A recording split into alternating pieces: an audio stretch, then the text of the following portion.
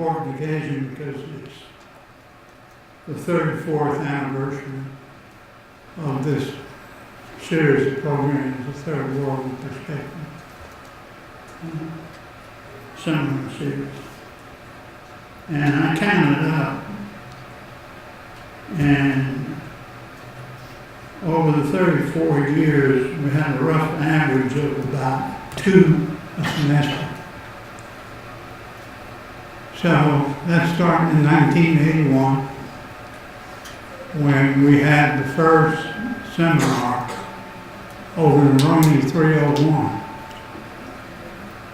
And it was on major developments in the Caribbean, Asia, and in the Middle East. And from then on, we, as I said, continued all these years. And I think it's been an asset academically to the campus. You know, as far as academic enrichment is concerned. And we've had some real blockbuster seminars in the past. There's 153 seminars, so I'm not going to go name every one. But I want to, we will continue these seminars. The structure is there. It's an institution on campus, and especially in these times, we need more emphasis on third world problems and issues and developments. It couldn't be any more evident than you just watch television, an hour or so a day. And these studies are important, and they should be maintained, supported, and expanded on this campus, which is already known for third world studies all over the world. And we're proud of that. I want to thank the administration, the president, Charles Patterson, for his support of other administrators, and the support of the faculty. Faculty that participate in past programs, like in tonight, Richard Hall, and Dr. Philip Smith. I also want to thank GSW-TV, Instructional Technology, and Bob Slanker and the young man. What is your name, sir? Jeffrey Taylor. Thank you. Should have asked before. Thank you for taping this. This will be on channel 16, probably next week or whenever they get it ready.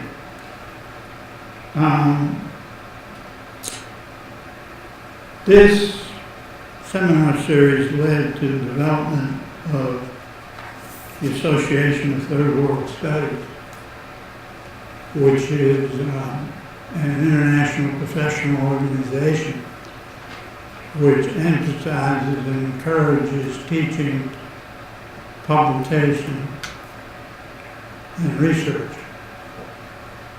And we've been in existence since 1983. In fact, we were founded between the bombing of the barracks in Beirut and the invasion of Grenada. So I guess that gives it a third world type of flavor. And we've had, first meeting was here, we've had 32 meetings since then, and we're going to meet November 22nd to 24th in Quito, Ecuador. Every other year we meet in third world country. We have UN consultative status. We have people now who participate in their dialogues but people who are consultants, including people on this campus. And a lot of our members consult European as well as African and Asian countries. So it's playing a significant role, and we're available to help. If anybody would call for our help, we have the brains, the people that have the knowledge of these areas, know what's going on the ground level. And, but anyhow, also we publish a journal, which is the last name, Journal of Third World Studies, which I edit. And we've had 64 issues. And this is spring 2014. I'm waiting for the printer now. Fall 2014. As always, everything seems so fast when you want to get someone to do something, things slow down. You know? I guess I got to use more social media. You know? Well, tonight's an excellent program. But before I introduce our speakers, I want to introduce somebody who's playing a key role on campus in international studies. And that's our new director of the Office of International Programs, Sarah Spear. This is the first time that we've had a full-time person in that position. So it's very significant. She's already done a lot of great things, and we expect more. So after she makes announcements, then I'll introduce Professors Hall and Smith. Thank you, Dr. Isaacs, and it's such a pleasure to be here with him present and all of the past accomplishments of the Third World Studies Association. I really appreciate it. I appreciate that. I'm just here to quickly, a couple of announcements. I represent international programs, and as you know, this is a Windows to the World event. So for those of you who are first-year students and would like to get credit, there are, throughout your academic experience, career, you'll want to have a minimum of 6, and this can count for one of those. So at the end of tonight, we're in the back, top row, we have a swiper. You'll need your ID, and we'll just swipe the IDs, and then we'll send you an evaluation that you complete, and then that will go on your transcript. So just watch out for any time that you'll see the Windows to the World logo on events. We'll make sure that that counts as one of those. And just really quickly, a couple of announcements. Next Wednesday is a study abroad information table fair outside of the cafeteria. Next Wednesday afternoon from 10 to 2. And please drop by and find out what programs are available and different options. I want to encourage everybody while you're a student here to study abroad at least once if not more. We have a most exciting opportunity this summer for those of you who'd like to take up to 6 credits. Is that right? Yeah, in Bulgaria, and I know you've all heard about the Bulgaria program.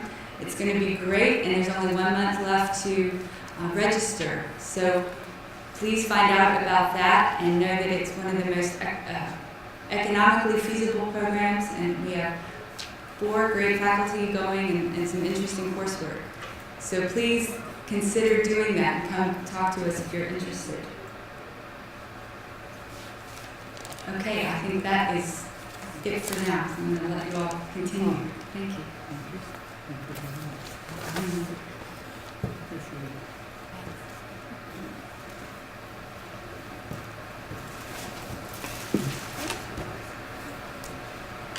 Well, we have some experts to address us this evening. Richard Hall is an authority on Eastern European history. Professor of history here,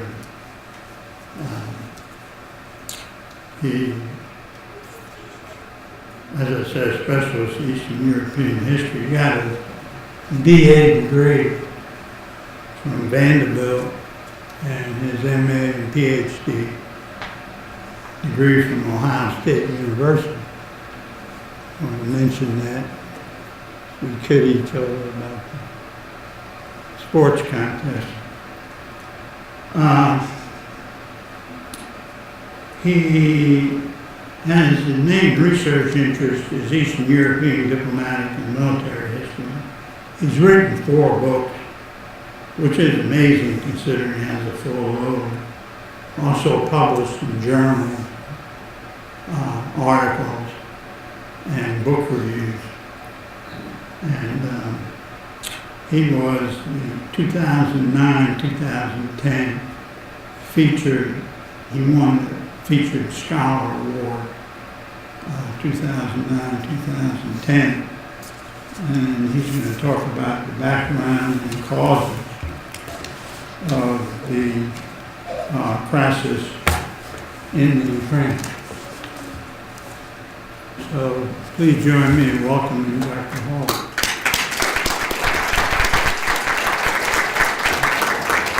Thank you, Dr. Isaacs. When a historian has the opportunity to talk about the background, they usually go as far to the back as they can. So I'm going to go to the origins of Ukraine and Russia in a single Slavic state that forms around the middle of the 9th century, around 850. We call this state Kievan Rus. Here's Kiev, right here, and this state was basically developed along the trade route between the Baltic Sea, the river system here, then this is the, you can't see all the rivers, it actually comes down like this, and then this is the Dnieper River, going down to the Black Sea, trade between the Baltic, and what was the world capital at the time, Constantinople. Back and forth, up from here, things like amber, honey, furs, and slaves. And from here, luxury goods, wine, silk, glass. Kiev actually is at the middle of this process, and if this had a kind of geological sense, you would see that the forest stops about here. This is open area here. So the trade would stop here to make the dangerous run through the open territory. Now this state became Christianized in 988. It took Christianity from Constantinople. It also took its alphabet from Constantinople, what we call today the Cyrillic alphabet. Essentially the Greek alphabet modified to accommodate Slavic signs. Slavic sounds.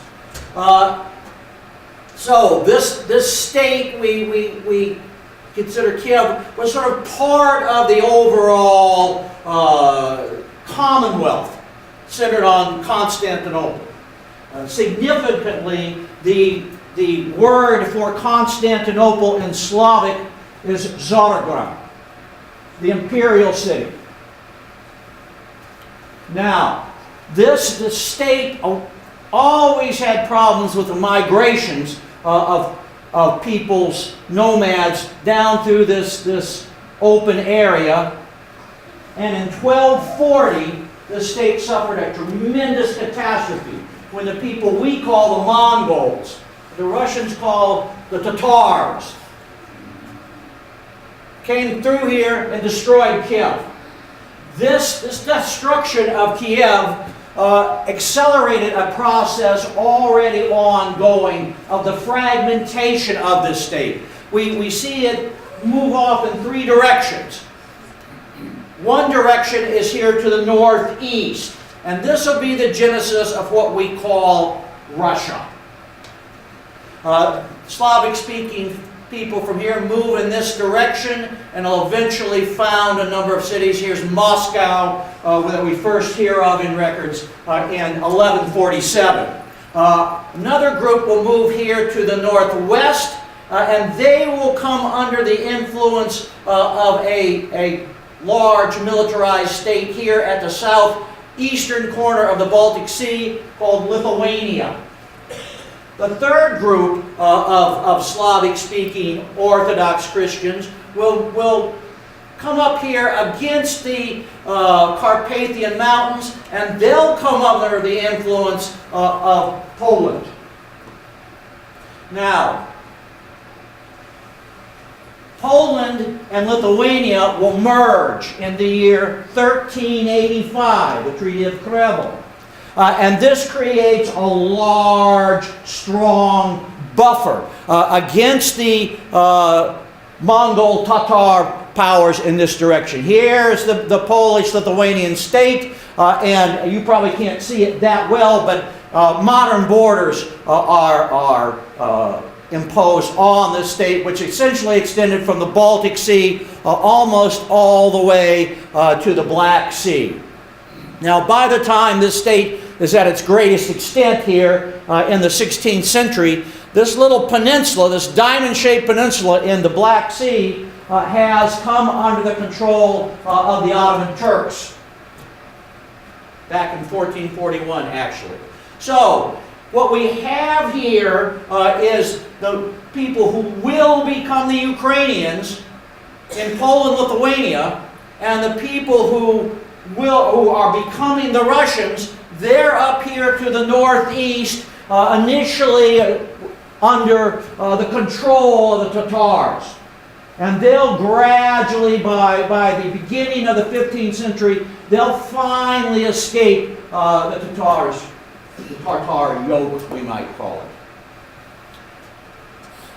Well, let's go back here. And what happens then is we start to see a kind of no man's land develop in this region here.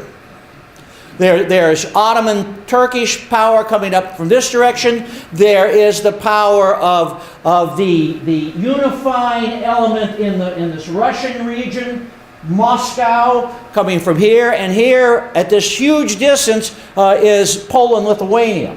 So this develops into a kind of no man's land. This whole region here north of the Sea of Azov, right where we're seeing the fighting go on today. This region comes to be called Ukraine. Roughly translated, this would be frontier, the frontier. Serfs running away from Moscow, running away from Poland, fugitives from justice in these three powers, they'll all sort of accumulate in this region that nobody controls very clearly. Now, the Polish-Lithuanian state was strong for a considerable time, but nothing lasts forever. And by the 18th century, Poland-Lithuania had started to get weak because of internal contradictions. They never developed a strong governmental system. As a result, beginning in 1772, Poland-Lithuania, unable to defend itself, was partitioned by its stronger neighbors. The North German Protestant state of Prussia took territory here in the west. The Austrian monarchy took territory in the south. And the Russian Tsardom now, led by Catherine the Great, took territory here in the east. For our purposes, we see Ukraine divided in two. Austria controls the western part here, centered around the city of, all these cities have different names depending on which language you speak, Lviv, Lvov, Limburg. And Russia has taken most of the rest of it, including the city of Kiev. Now, this means that two different traditions are going to strengthen. Orthodox tradition, Cyrillic tradition in the east, And here, under the benevolent rule of the Habsburg monarchy, we get a sense of connection to Europe and to the West. Even though these people might be Orthodox and use the Cyrillic alphabet, they're welcome to do this. In the Russian monarchy, they may not use or be educated in the particular dialect of Slavic that has arisen here. By the 19th century, Ukrainian is not taught. Ukrainian is not a medium for publication. One of the greatest Ukrainian writers in literature, Nikolai Gogol, writes on Ukrainian things, but he must publish in Russian. Now, this situation with two Ukraines, essentially, experiences a confusing collapse in 1918, on the heels of the collapse of the Russian Tsardom, and soon followed by the collapse of the Austro-Hungarian monarchy. This means the two parts of Ukraine, this is the modern technologies way beyond. The western part here and the Russian part here have, for the first time in their history, the opportunity to establish an independent Ukraine, an independent state. And this state will be proclaimed in 1918, unifying both this area here in the west from Austria-Hungary and this other territory here from the Russian Tsardom.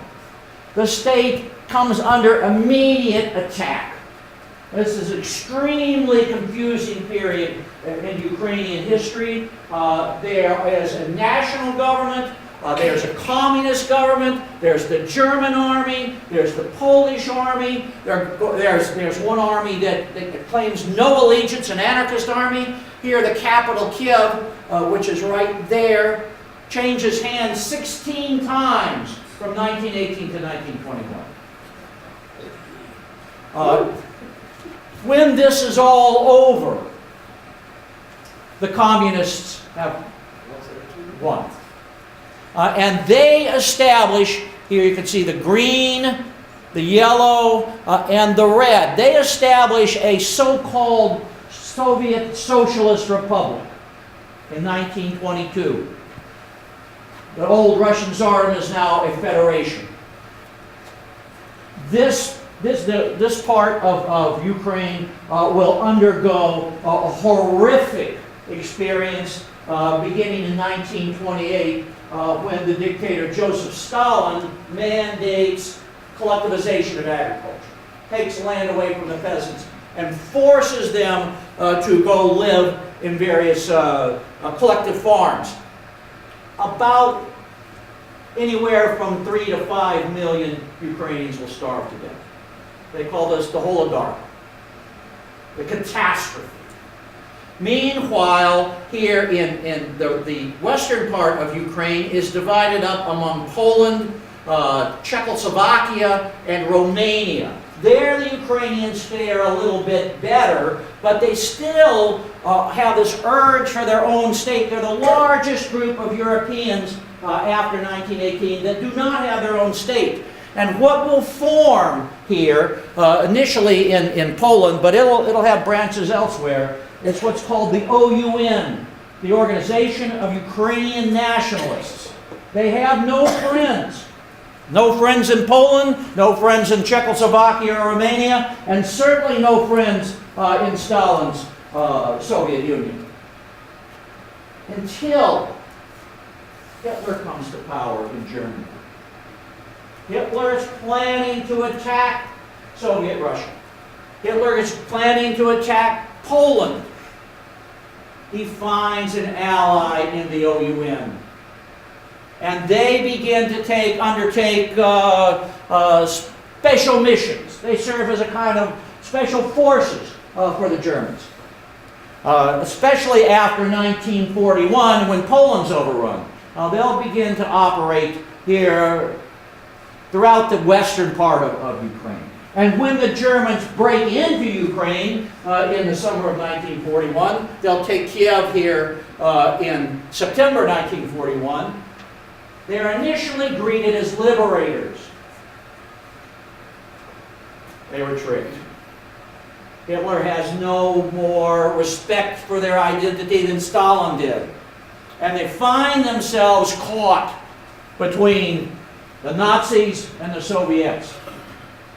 They engage in a kind of three-sided conflict, fighting against the Nazis, fighting against the Soviets, and on occasion fighting against the Poles. This is a miserable situation. Obviously, they can't prevail here, although the OUN will continue to operate in this region here through the early 50s. The CIA will make connections with them and try to keep them going just to harass the Soviets. Now, in 1991, the Soviet Union collapsed, and Ukraine proclaims independence. They adopt the symbols of the old 1918 republic. You've probably seen, or you will see with Dr. Smedra, the yellow-blue flag. The other symbol that they use is the trident. And they're very proud to have this large state. When they confirm their independence with a vote, over 90% of the population agreed. But the Ukrainians have the same problem that emerges in Russia. That is, they never develop an equitable means to distribute the resources of the state. Under the Soviets, everything, every enterprise, every farm was owned by the state.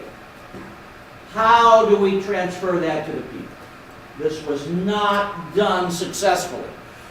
People would give up their shares of a particular enterprise for a bottle of vodka, for a good meal, and gamble it away. And as a result, by 1992-93, the infrastructure of the country, the economic assets of the country are held by a very few individuals who engage in corrupt practices to maintain their positions of wealth and power.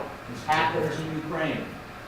Meanwhile, Ukrainian president, the first important one is named Leonid Kuchma, he cooperates with the Russians because the same thing had happened in Russia.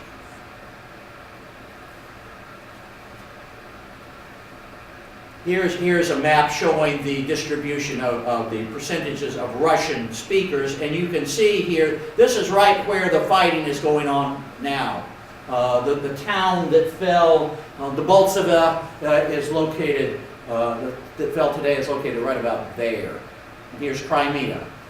Now, the thing that happens here, beginning in 2004, is the Ukrainian people start to get tired of this regime of corruption and hypocrisy, ruled by thieves. And they vote in an individual who promises to westernize the country, to rid it of corruption, and to begin to cooperate with the European Union. His name was Viktor Yanushchenko. But even before he got elected, he was horribly disfigured, poisoned with some substance, and he never realized his promise. The next president, elected 6 years later, was named Viktor Yanukovych. He was also a crony of the Russians, corrupt, holding vast wealth, and Ukraine failing to maintain its connections, its development with Europe. In 2014, Yanukovych broke a promise to sign agreements with the European Union, increasing trade, increasing educational connections, and promising to begin really, or try to start the rule of law. When he failed to carry out this agreement, this is what caused the big demonstrations in downtown Kiev, which was called Maidan Square. And this led to the ouster of Viktor Yanukovych and the assumption of a pro-European government. This is what got the Russian government involved here. This clash between Ukraine and Russia is not based on nationality. It's based on the determination of the Russian government, and above all, its head, Vladimir Putin, to maintain control of Russian resources, to maintain his wealth, to maintain his kleptocratic rule. If Ukraine goes to the orbit of Europe, how much longer can he endure? So, in order to prevent this, he's engaging in a kind of slow burn. He's taken Crimea, which, to be honest, was never Ukrainian in a real sense. The Soviet dictator Khrushchev gave it to Ukraine in 1954. And I've never seen a good explanation for this. Khrushchev actually was a Russian speaker from this region here. Maybe he just liked Ukrainians. I don't know. And now Putin is pressuring here.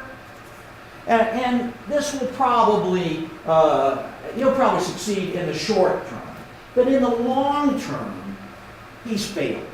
Because it's clear that the vast majority of this country wants affiliation with the West, wants the rule of law, wants the equality of economic opportunity, wants to be part of the European Union. And there's no possibility that most of this can come back under Russian control. Probably for the time being, this will be a kind of what's called a frozen conflict. The Russians will maintain control here. They already also maintain control of a part of the state of Moldova, here along the Dniester River. And they also maintain control of a little piece of territory up in here between Lithuania and Poland. It enables them to exercise, have their fingers in this situation. Short-term bad, long-term good. That's it.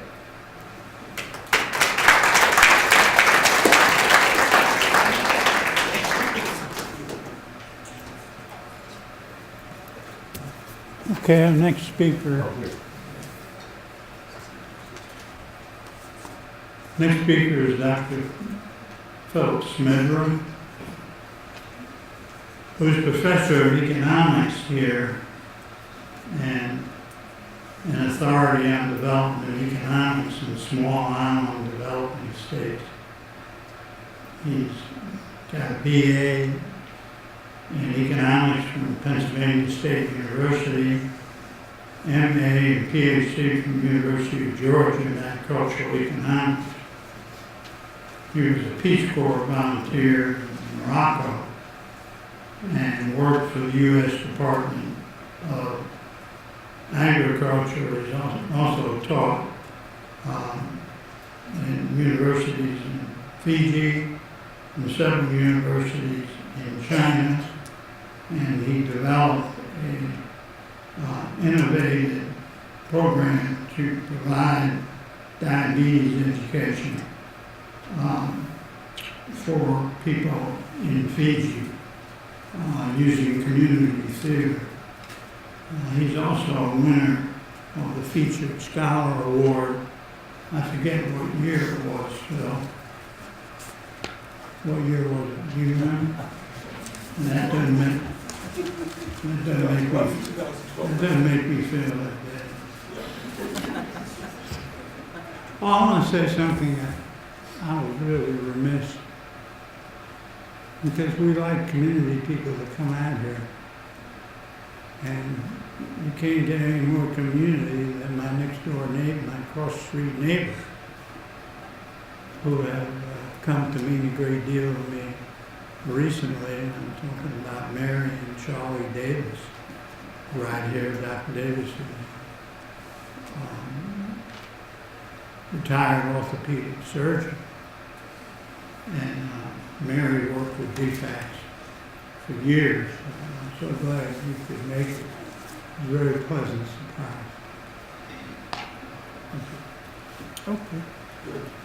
Phil? Thanks, Dr. Isaacs, and Okay. the entire university owes this guy a huge thank you for the Association of Third World Studies for these third world seminars. If we didn't have Dr. Isaacs on campus over the past, how long, 50 years? Wow. We would have some kind of international programs. We would have had some kind of international programs, but not to the extent that we have had. And I'm very thankful to him, and the entire university is. So, I'll bring up Dr. Hall is, I think. Yeah. Actually, I think it's on. The mic is for the video. Do I need to speak louder? Yeah. Okay. Rather than shouting. So, better? Yeah. Okay, good.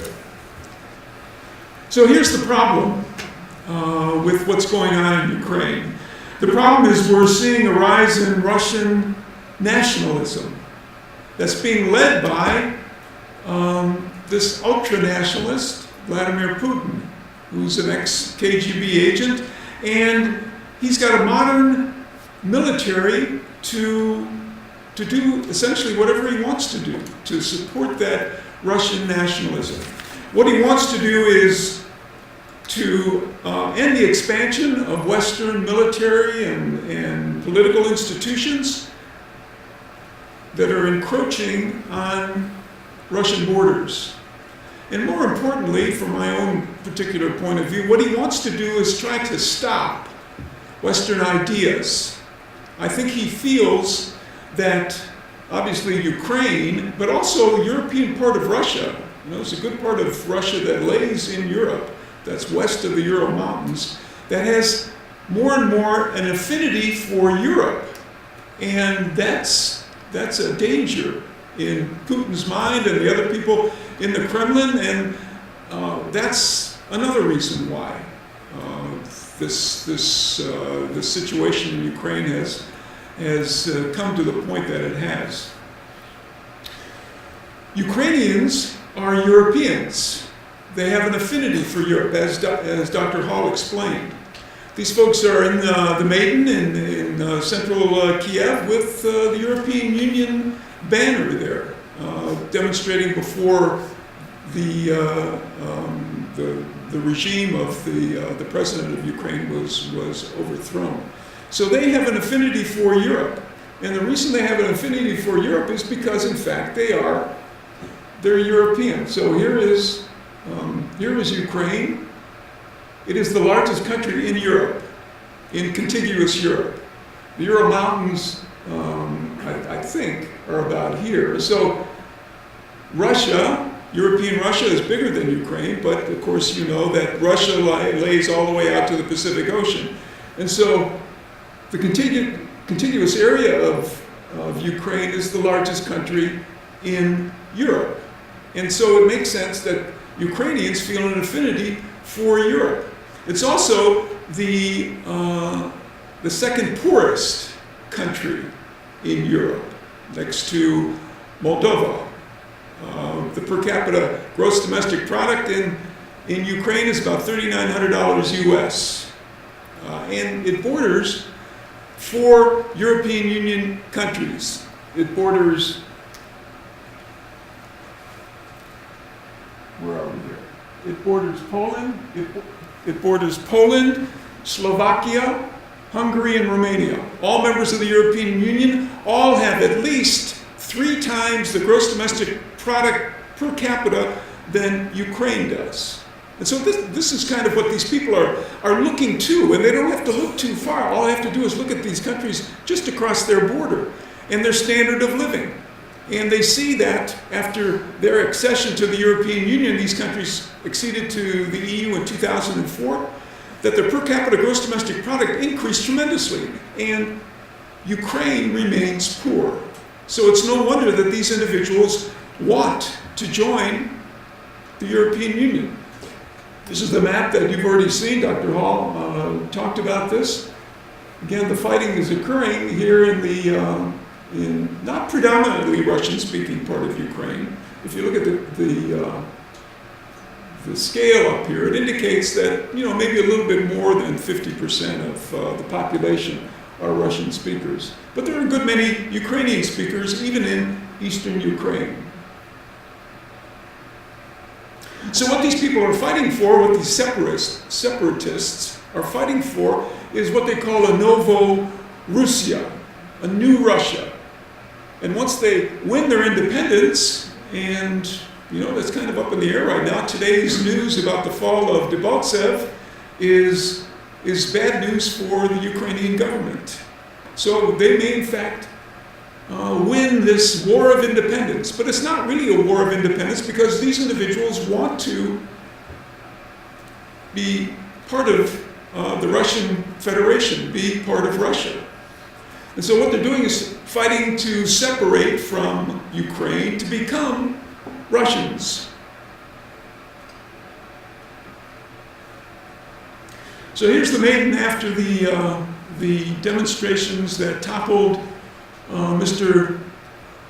Yanukovych just a year ago, February 2014. And regardless of what media have told us, the people in the Kremlin think that this was the CIA, the American CIA's doing. Because the thinking was that what they wanted, what the Americans wanted and continue to want is to broach Russian borders, is to establish a Ukraine that's friendly to the West, to have Ukraine part of the European Union and part of NATO. And when that happens, then missile defense systems can be placed on the border of Ukraine, which threatens the integrity of Russia, according to the Kremlin. The American objective is, in fact, the containment of Russia in the mind of the Kremlin, in the mind of Vladimir Putin.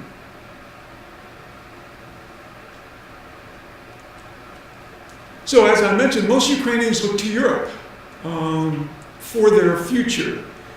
There's, as Dr. Hall mentioned, chronic corruption in Ukraine, and they look to Europe as a way, the European Union in particular, as a way to clean up the government and improve the economy. I mentioned the countries that surround Ukraine are much, much richer than the Ukraine.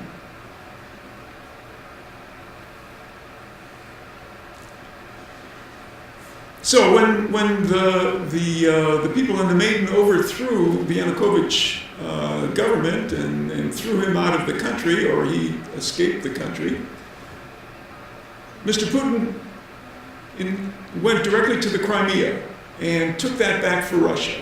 And as Dr. Hall mentioned, that didn't seem to be a big deal. The West wasn't all that concerned about it. And the question remains whether the West is concerned about any of this at all. Ukraine is much more important to Russia than it is to the United States. If in fact the Russians get a foothold in Ukraine, and apparently they already have, the worry from the European Union is in fact that the Russians will continue to spread their influence in what was the Soviet Union. Vladimir Putin is a Russian nationalist. He very famously said that the worst thing, that the most catastrophic geopolitical happening in the 20th century was the demise of the Soviet Union.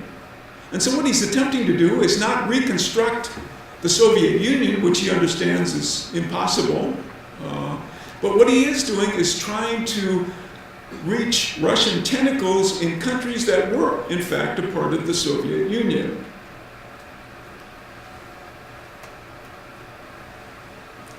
So, what he wants to do is rebuild the Russian Empire. And that's not by taking over countries that were part of the Soviet Union. Again, he's not a stupid guy. He's a very smart guy.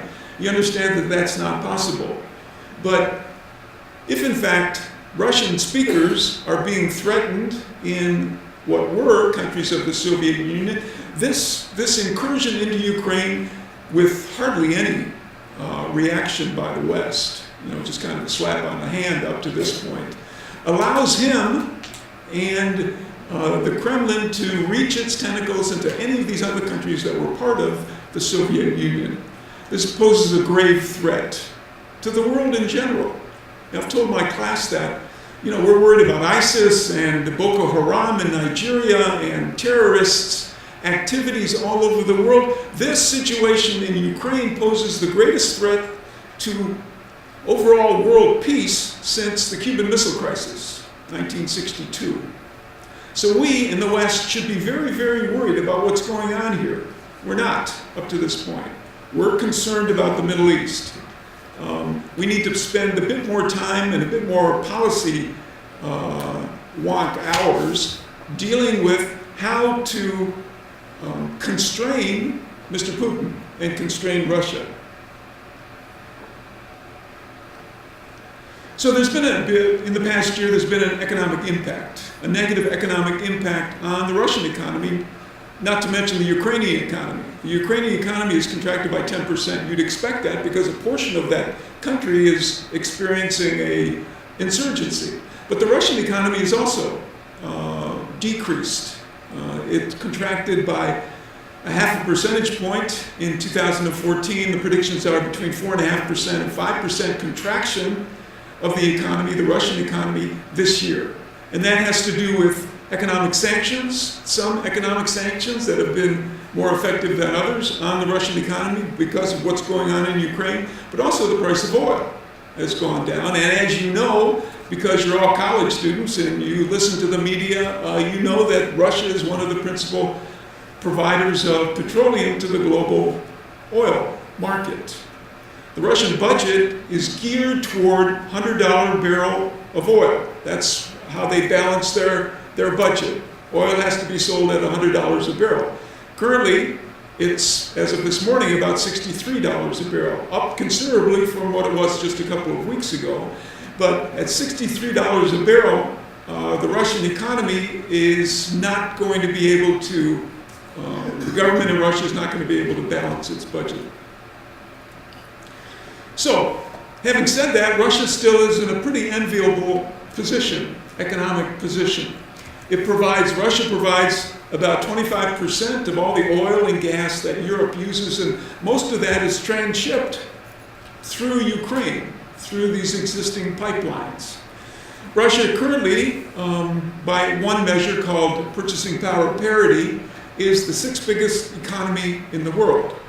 And purchasing power parity includes domestic prices, and so that kind of boosts nominal gross domestic product per capita. Russia is sitting on an ocean of hard currency, almost $500 billion of foreign exchange, which is a good thing because one of the next things that I think the West will do to punish Russia is to not allow institutional investors, Western institutional investors, to purchase Russian debt. Every country in the world issues debt, even a country that's sitting on $500 billion of hard currency. As soon as institutional investors are blocked from buying Russian debt, that will cause significant hardship in the Russian economy and something that Russian citizens will actually feel.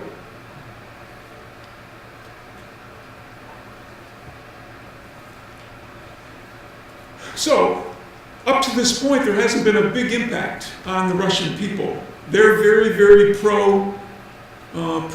83% of the Russian population is favorable toward Vladimir Putin, their president. My guess is, I'm not a Russian expert, my guess is that, the great majority of these 83% are middle-aged and older folks, the people that remember the Soviet Union. The Soviet Union fell apart in 1991.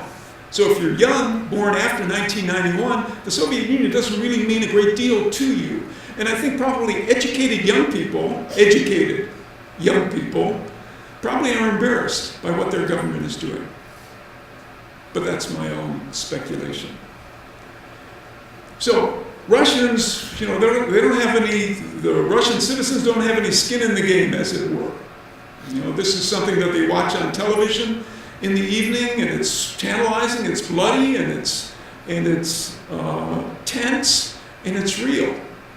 So it's entertainment for most folks. But as the economic situation deteriorates in Russia, and it may, then these folks probably won't have as great respect or admiration for their leader, Mr. Putin.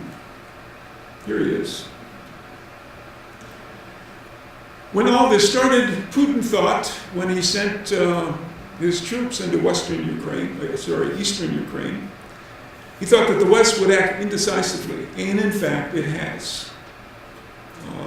The sanctions up to this point have been, as I mentioned, just a kind of slap on the wrist. Putin doesn't have any allies. There aren't any domestic constraints on him. He is the head of the Russian Federation. And the Kremlin, people in the Kremlin, essentially take orders from him. So he's got a tremendous amount of power. He cares more about what's going on in Ukraine than the West does. And that, again, is a dangerous situation. We thought at the end of when the Soviet Union collapsed and there were elections and Boris Yeltsin was elected president and he was succeeded by Vladimir Putin, who was the president for 2 terms, and then he handed it over to his prime minister, and now he's president again. We thought that the world had changed. The Cold War was over, that the West had won, that we had defeated the Soviet Union. And now what's happening is this rise in Russian nationalism, kind of a grasping to recover the power that the Russians had when Russia was part of the Soviet Union.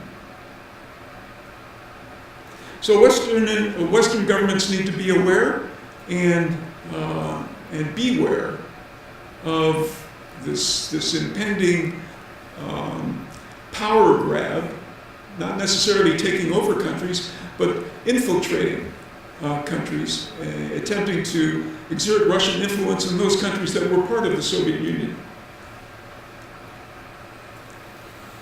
So his objective, Mr. Putin's objective, is a federal Ukraine with an eastern region controlled by Moscow. Again, ask the people that are fighting, and they want to be part of Russia. But Mr. Putin can't be that blatant. That's Ukraine continues to be a sovereign country, and breaking through those sovereign borders is against international law. So his objective is a bit more modest.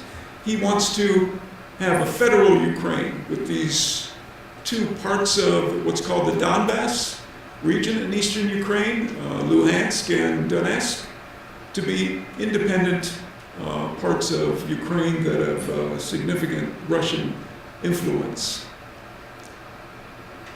So there are other countries that were part of the Soviet Union that are now part of the European Union and part of the North Atlantic Treaty Organization, NATO. They all joined NATO in 2004, Estonia, Latvia, and Lithuania. And if you remember the map of Europe, those are all on the Baltic Sea. So suppose there were some separatist movement in those countries. Those countries, all 3 of those countries, all the countries that were part of the Soviet Union have significant numbers of Russian speakers. Suppose there was a separatist movement in the Baltic countries and Russian speakers felt threatened. And suppose Mr. Putin did exactly what he's doing now in the Baltics. He's doing what he's doing now in the Ukraine because Ukraine is not part of NATO.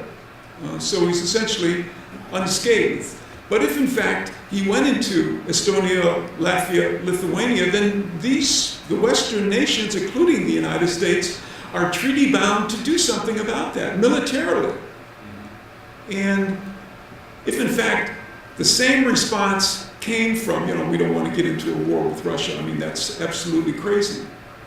Over Estonia, Lithuania, and Latvia? That would be absolutely crazy. If in fact that was the response, then the entire NATO treaty would break apart. And another world order would develop. So Putin must be stopped in Ukraine. And the question is how to stop them. We haven't figured out how to stop them. The things that the European Union, the West, has come up with haven't done anything at all. So what Putin wants is for Ukrainian forces to move out of the eastern part of Ukraine, which happened today in pretty big numbers when that city fell. Excuse me. About 8,000 Ukrainian troops left that city and headed back west. He wants autonomy for the Donbass region, Luhansk, Donetsk.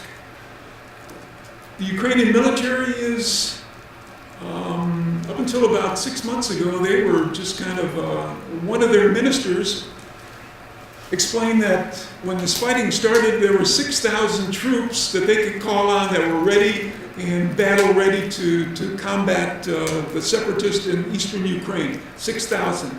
That was it.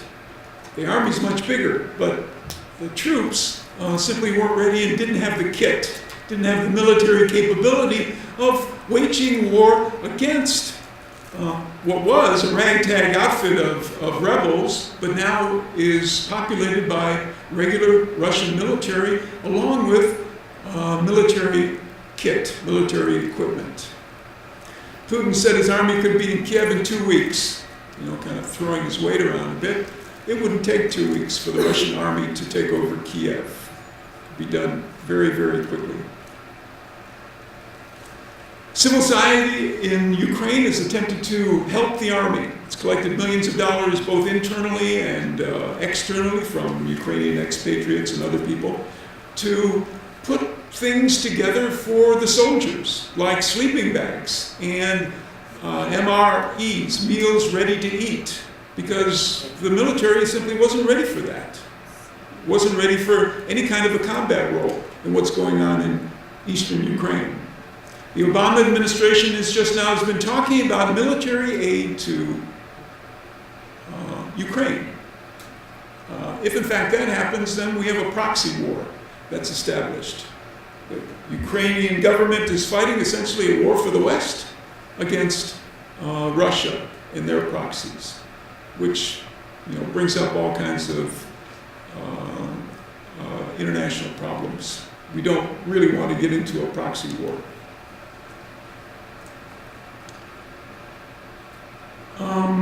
So, few sacrifices for ordinary Russians. Television is a lot better now that they get to see this fighting in real time. But there's an indication that the Russians probably don't really want to go through any more of the implications of a war with any of its former satellite countries. As if in fact Putin decided to march to Kiev, then the body bags would start coming back. They have already started coming back, and the media in Russia, of course state-controlled, has attempted to quiet all that. But if in fact more Russian involvement occurs and the army moves toward the capital of Ukraine, then casualties will increase. The Russian people have already soured a bit about what's going on in Ukraine.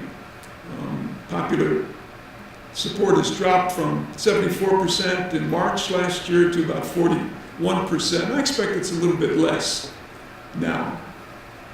But the problem is this last point, that Russian society are pretty docile.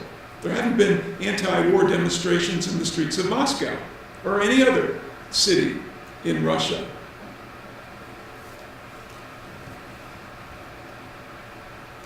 So what Mr. Putin wants to do is lock the conflict in place. The rebel commanders in Donetsk and Luhansk would be answerable to Mr. Putin, the Kremlin.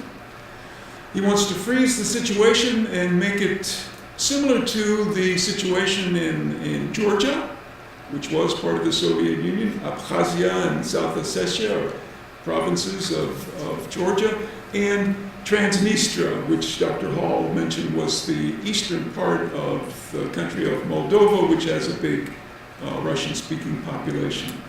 And what this does is provide leverage in all of those countries for Russian power. What the Kremlin wants to do, and this is kind of the way I started the talk here, is to stop the progress of military and political institutions toward Russia's western border. And that means stopping the Ukraine from acceding to the European Union and eventually its membership in the North Atlantic Treaty Organization. So what's happened is, unfortunately, we thought Mr. Putin was a friend, and apparently it appears that he's not. So he's trampled this era of goodwill. We were friends with the Russians. After the fall of the Soviet Union and the Berlin Wall coming down, and everything was hunky-dory until this Russian expansionism. So the price of small steps, inactions, and what we've done so far against Russia are small steps. The price of inaction has always been very expensive. It's always been very dear.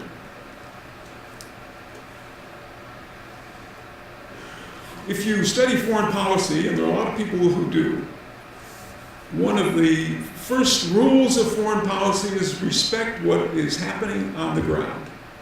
Respect the reality of what's happening on the ground. Russia cares more about Ukraine than the West does, and if in fact we are going to avoid needless war, then just allow Russia to do what it wants to do. That would be a mistake, a huge mistake, if we're thinking about peace in the 21st century. Giving in to terrorists is always dangerous. People have to take a stand, or they face graver threats in the future. If we allow this Ukraine gambit by Putin to stand, then what that does is send a message that other kinds of aggression in other regions of what were the Soviet Union will be unpunished. So the West can't allow this to happen. And that's the extent of my presentation. Thanks.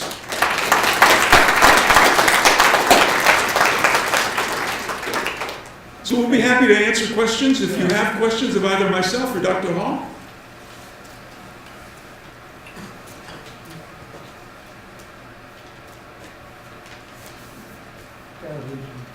Got to be some questions. Didn't you all notice that we had two different interpretations of what's going on? Who's right? I am. But in fact, Dr. Smithra emphasizes the nationalist motivation for Mr. Putin. I emphasize the venality of Mr. Putin. These two things are not contradictory.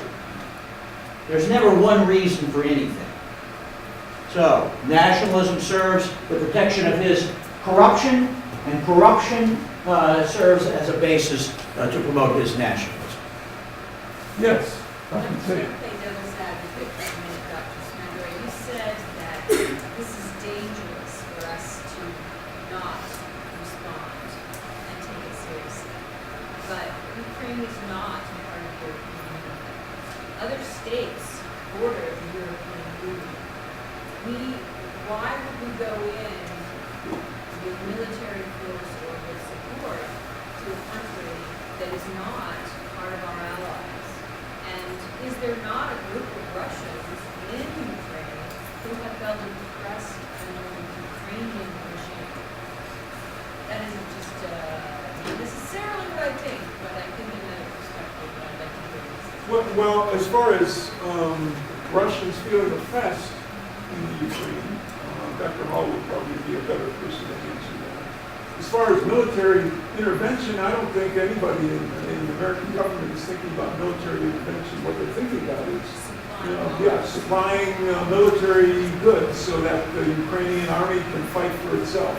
And that's right now it's a big issue because the Ukrainian army has outdated military kit. It would benefit from. But Ukraine doesn't have the military expertise, the boots on the ground. Hardware is not enough for Ukraine to face Russia. And we're part of NATO. And so the United States do not go in on our own, we would do something as part of NATO, and that is provide military advisors or provide this military kit that they could use. We wouldn't do it on our own.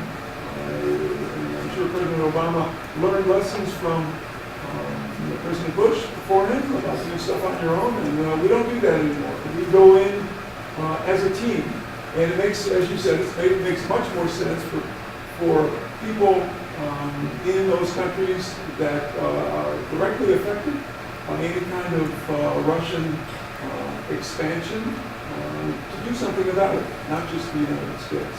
Can you say something about the Russian rebels? I mean, it was mentioned a little bit, but it's, the narrative that you share sounds a lot like Putin coming in and attacking a very unwilling group. But some of the Russian rebels have felt very oppressed. That's largely propaganda. They weren't oppressed in Ukraine. Russian is an official language. They were able to exercise economic and political their interests. If we can draw a parallel here, the rebels in the East, we might do this with the Serbs in Bosnia during the wars of Yugoslav collapse. They were maintained by the government in Belgrade, just as the rebels in Donetsk and the Donbass, the Don Basin, are maintained by Moscow.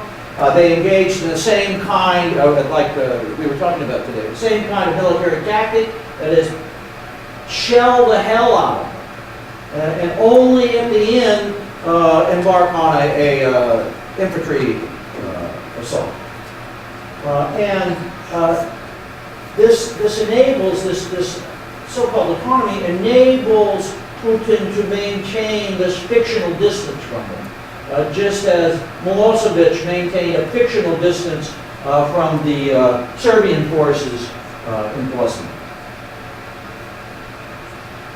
Question is not related to that, but it's my understanding that right after Stalin took over the Ukraine, that he systematically starved them, and whatever they could produce was sold to the West. And then as these people were dying off, they substituted Russians. And what happened down in Crimea, they did the same thing. They took the Tartars out of there and put in Russian speakers. So when they physically came in, they were already speaking Russian, and therefore they felt akin to Russian. Well, these are two separate issues. The Russians had already been in the eastern Ukraine. They had come down during the Tsarist times to work in the coal mines and in the incipient Russian industrial enterprises there. Again, Nikita Khrushchev's family came down there at the end of the 19th century. So there are already Russian speakers there. In the Crimea, the Turkic Tatar population, which dated back to 1240, they had been taken out of there by Stalin in 1943 because of their alleged collaboration with the German occupiers. This was, he did send more Russian speakers down there in the aftermath of this, but Stalin deported many different nationalities during the Second World War because of alleged cooperation. The so-called Volga Germans, for instance, were tricked.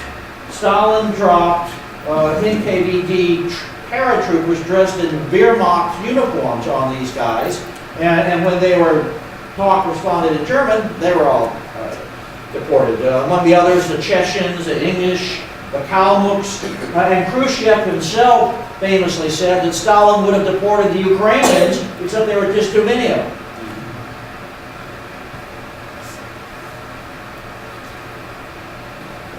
Other questions? What's the end game? What's the end game? Yeah, see what we do, our State Department doesn't know what we're doing at all. They don't have a master plan. The current administration, I'm not sure where they're going to go. I hope they don't do anything because they're so inept. But what is the end game for the west to look at the Ukraine. I can understand how Putin feels about a buffer between the west and what he has. Of course, on the other hand, they've got gas lines going through the Ukraine, and meanwhile he's stockpiling gold, and this business with trading in dollars is a little bit dicey anyway, and they can go into something else. So what's the end game? How would you propose to take care of this? Professor? I would propose that we don't go in like Bush did, that we essentially allow Putin to freeze this, and then it's his problem. I agree.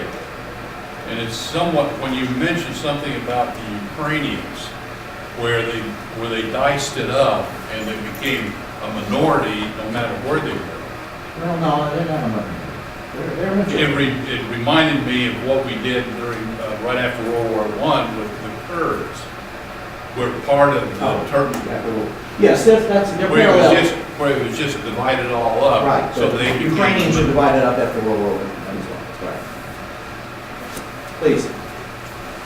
Is Putin trying to isolate Russia, and also what's the relationship to China? It seems like in the West we have so much to offer. It seems like a couple regions in Ukraine isn't worth cutting off trade. So why do they want to isolate themselves? Well, my own opinion is that there is this, we're not Russian, a couple of us are, but we're not Russian, so we don't understand the loss that Russian nationalists felt when the Soviet Union broke apart. And this was the biggest country in the world, and there is something that, we have never been a colonial power in the United States. We have never felt that need for aggrandizement. And, Mr. Putin is a nationalist, and a very strong nationalist. And even if economic hardship is brought onto the Russian people, and he succeeds in expanding Russian, what's the word? Hegemony, that would be successful for him. Even if these economic sanctions that I expect will be ramped up in the future, in the coming months, even if they begin to hurt Russian consumers and the Russian economy, and I expect that they will, that's a very small price to pay for the objective of aggrandizing Russia, making Russia's power bigger. I think. I'm not a Russian. Question. I think in terms of communism versus National Socialism, and I agree with Doctor that it's evolving into a nationalistic sort of thing, but yet there are dictatorships on both sides, so that I can see a National Socialism going on there in Russia as well as communism. How will that tug of war work out? Or is there something? Is that mainly in my own mind? I think it's mainly in your own mind. Okay.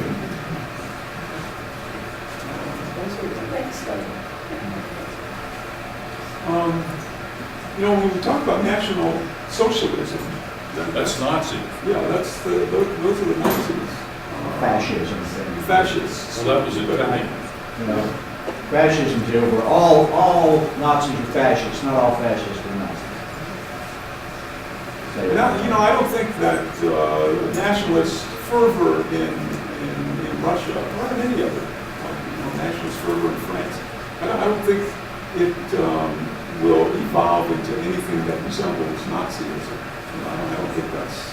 Well, it's rearing its head in Greece and part of Europe. Well, you're talking about the Golden Dawn in Yes, Greece, but of course Greece just elected a leftist governor. Yeah. Golden Dawn barely registered. So there's that anti-immigration sensibility, for sure. And there's some of that in Russia, for sure. Although such elements as the Cossacks, the so-called Cossack units fighting for the separatists, claiming to be fighting against Ukrainian fascism, when the Wehrmacht had a number of Cossack units in it during the Second World War, so that kind of canceled that out.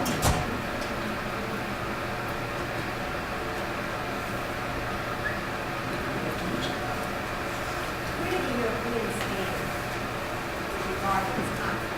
They got any sanctions against Russia or help them maintain it in any way? Well, the sanctions, economic sanctions that have been directed at Russia have come from the European Union. Yeah, so they're the ones that are most involved in attempting to punish Russia for its incursion.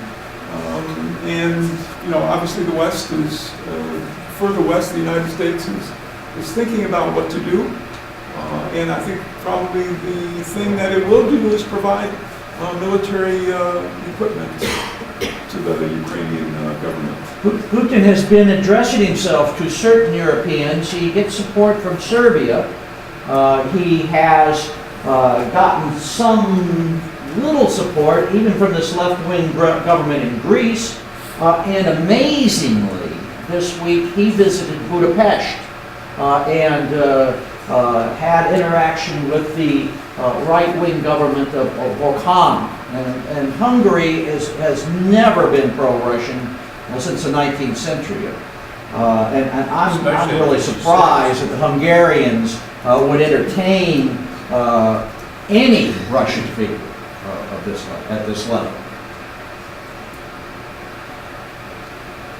Because of the Hungarian Revolution.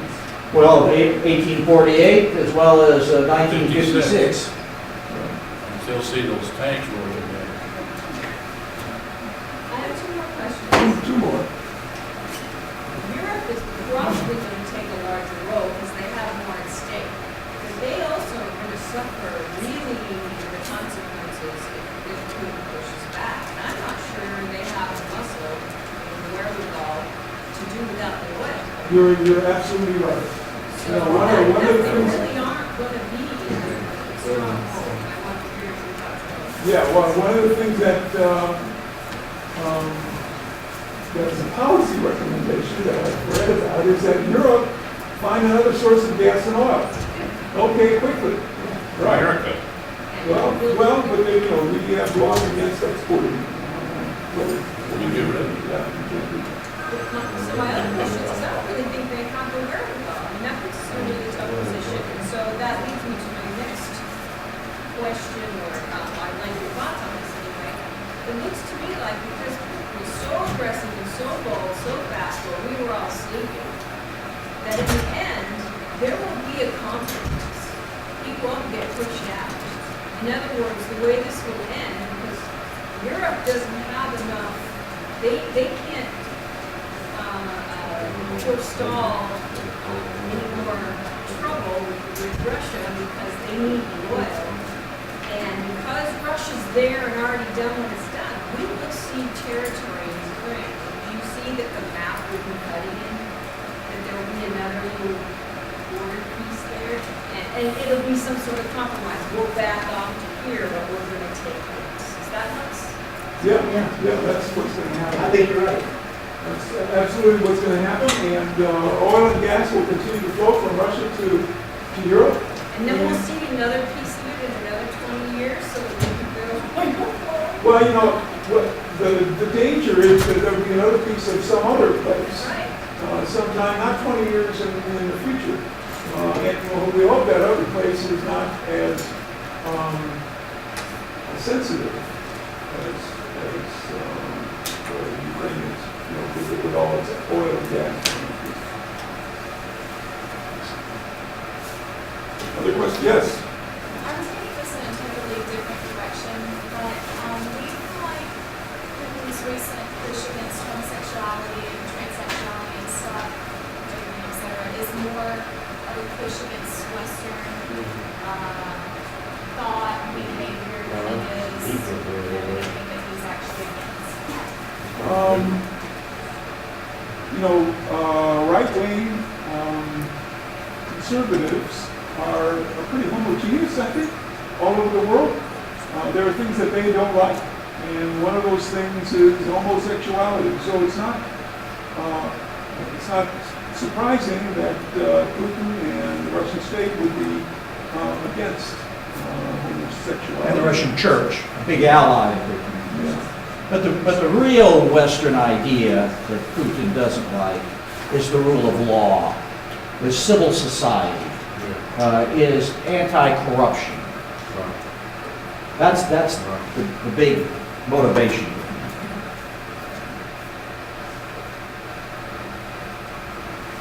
Yeah.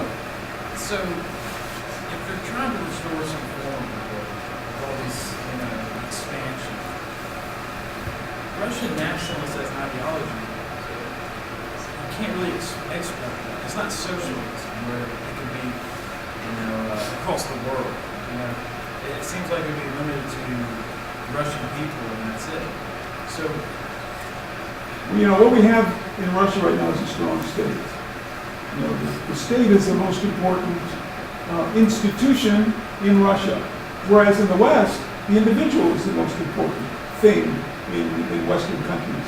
And that's the big difference between what Russia has evolved into and all the other countries that we're familiar with, where democracy is important, where individuals have their say. That's not the case in Russia. The state is most important. It's no longer communism, it's not called communism, but it's the state that has hegemony over everything.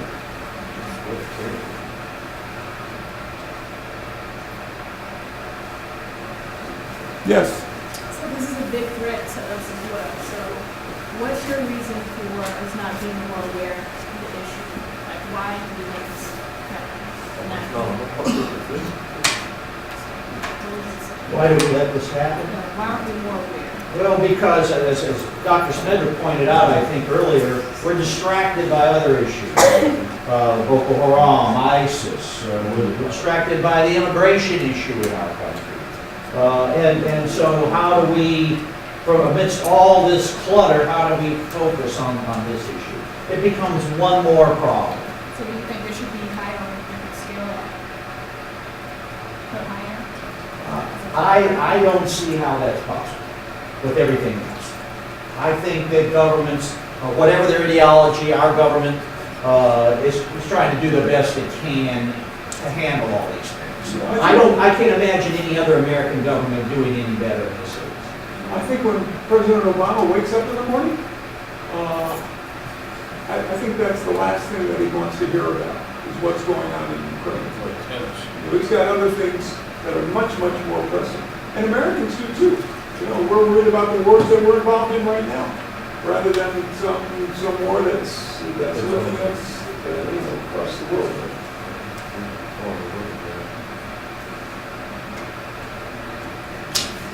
Other questions? Will the treaty survive? Pardon? Will the treaty survive? It depends on the next step. The next step that the Russians decide to take. It'll survive this because Ukraine is not part of NATO. And I think, Mr. Putin is smart enough to not try to interfere in the affairs of NATO countries. I hope he's smart enough. Go into Ukraine. Just last month, though, an Estonian intelligence operative was kidnapped and remains in Russian prison. Kidnapped from Estonia. So it's a dangerous place out there. Go study abroad. But still, go study abroad. Bulgaria is just, it's far away from what's going on. We were in Bulgaria last June, and the conflict was raging in Ukraine, but we had a good time. And that's all I'm doing. Yes. With everything considered, wouldn't it be a semi-plausible strategy for us, as NATO and the United States, to increase the pressure with the trade restrictions and everything, and try to force Putin's hand? Force him to make a mistake and move into NATO territory where we could take military action? No. We don't want military conflict with Russia. we'll do everything to avoid that. You know, that's essentially World War III, and we've been doing everything we can since the end of World War II to avoid World War II. Well, I mean- we're not going to confront Russia But, well, I'm not, I mean, militarily. not just as us as a singular nation. I mean, as NATO, I mean, otherwise we're paralyzed. He holds all the cards if we're gonna be perpetually afraid to embark. There are still economic sanctions that the West can, Yeah. the West can impose that would really crunch the Russian economy. And as soon as Russian citizens start feeling the pain, then Mr. Putin will listen to his Russian citizens and he will give up these adventures. I didn't know what the Yeah, well, we're not gonna ask young people to go fight a war against Russia. That's not gonna happen. For my students, sign-up sheets will be down here on the table, macro here, micro over there. Thank you for coming. Thank you for coming.